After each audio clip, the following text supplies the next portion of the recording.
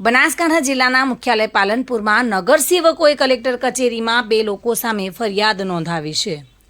ભૂગર્ભ સફાઈ યોજનાના સુપરવાઇઝર સામે અને એજન્સી માલિક સામે લેખિત ફરિયાદ કરવામાં આવે છે. જીગરભાઈ જોશી અને અરહમ બિલ્ડકોન કંપનીના માલિક સામે આ ફરિયાદ નોંધાઈ છે. સુપરવાઇઝર યોગ્ય જવાબ ન આપતા આક્ષેપો સાથે આ ફરિયાદ કરવામાં આવી છે. વોર્ડ નંબર 4ના મફતપુરા, જનતાનગર અને હસન પાર્ક સોસાયટીમાં 20 દિવસથી ગટરનું પાણી ઉભરાઈ રહેતા લોકો હાલાકીનો સામનો કરી રહ્યા છે અને તેને લઈને પ્રમુખના કેબિનમાં જીગરભાઈ જોશી અને સુપરવાઇઝરે નગરસેવકોને ઉદ્ધતાઈ ભર્યું વર્તન કર્યું હતું તેવા આક્ષેપો સાથે આ ફરિયાદ કરવામાં આવી છે. જોકે નગરસેવકો સામે ઉદ્ધતાઈ ભર્યા વર્તનના કારણે આ આક્ષેપ સામે ફરિયાદ કરી છે અને 4 નગરસેવકોએ કલેક્ટરને લેખિત રજૂઆત કરીને આ ફરિયાદ આપી હતી. એજન્સીનું ટેન્ડર રદ કરવાની કાયદેસરની કાર્યવાહી કરીને માંગ ઉઠી છે. વોર્ડ નંબર 4માં મારી મિસિસ ચૂંટાયેલી છે. મેં ભૂગર્ભની કમ્પ્લેન 10 દિવસથી લગીદારો કમ્પ્લેન કર્યો છું. જીગર જોશી કરીને છે ને, મેં એમને કીધું કે સાહેબ આ 15 દિવસથી મારે ગટર ઉભરાય છે, તો આજે બી થશે નહીં, કાલે થશે નહીં, તમારે ઉપર જાઓ, જો જવું જાઓ જઈ શકો તમે. આવો મને આવો જવાબ આપ્યો. ભૂગર્ભ યોજનાની ભૂગર્ભ ઉભરાય છે 15-20 દિવસ ચેમ્બરો.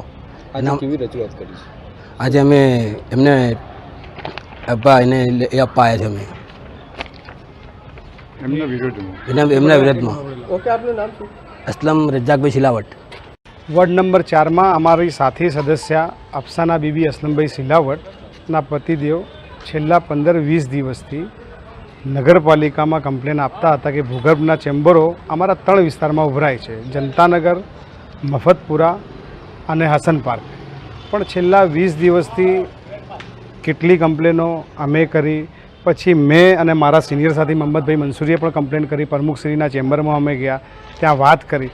પણ આ જીગર જોશી સુપરવાઇઝર અરહમ બિલ્ડકોન પાટણ, જેનું ભૂગર્ભની યોજનાનું જેનું ટેન્ડર પાસ થયેલું છે સાફ સફાઈનું, એ વ્યક્તિએ એવું તુમાકી ભર્યું વર્તન કર્યું અમારી જોડે કે તમે થાય એ કરી લો, આ સફાઈ આજ બી નહીં થાય અને કાલ બી નહીં થાય.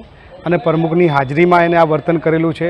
અને છેલ્લા 20 દિવસથી અમને આજે કરું, કાલે કરું, સાંજે કરું, સવારે કરું, આવી બધી વાતો કરી, લોભામણી વાતો કરીને કે આજે કરી દઈશ, કાલ સફાઈ કરી દઈશ.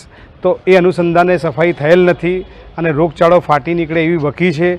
હમણાં જ ભૂતકાળમાં 2 મહિના પહેલાં કોલેરા જેવી બીમારી, મહામારી ફાટી નીકળી હતી વોર્ડ નંબર 4માં અને 5માં.